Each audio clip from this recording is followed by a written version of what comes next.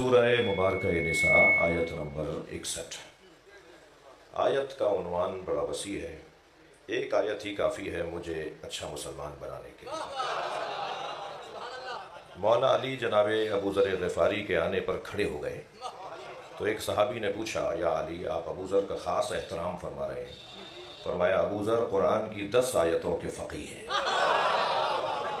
जो 10 आयतों का फ़क़ीह हो वो अबू ज़र बनता है, और जो बोलता कुरान हो उसे अली कहते हैं। ये बात औक़ात एक आयत काफ़ी है। एक शख्स आया, कहने लगा, ए अब्दुल्ला के बेटे, मेरे पास वक्त नहीं है, मैंने अपने ऊँट के घुटने में अक्काल बांध दिया है, वो बेचैन है, वो रस्सा छुड़ा के भाग जाएगा, मुझे ऊँट पकड़ना मुश्किल हो जाएगा, मुझे खड़े खड़े बताइए कि इस्लाम क्या है।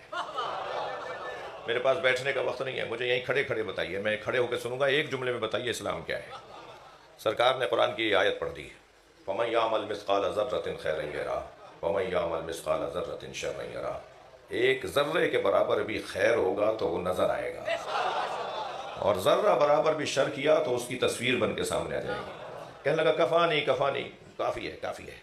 ये कहकर लौट गया। नबी ने फरमाया, जा जुहूला ज़हबा फ़क़ीहा, जाहिल आया था फ़क़ीह बन के गया है। तो बाज़ औक़ात एक आयत मेरे और आपके लिए काफ़ी है अगर हम चाहें तो, और कुछ आयतें तो ऐसी हैं मेरे अजीज़ों के जिन्हें फ्रेम करवा के घरों में तुगरा बनवा के लगवाने की ज़रूरत है।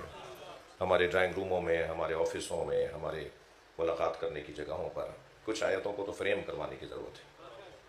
उन आयतों में से एक आयत है सूरह तकवीर की 18वीं आयत, फ़अैना तज़हबून। कुरान पूरी आयत है ये, इतनी सी, यानी 2 लफ्ज़ों पर मुश्तमिल एक आयत है।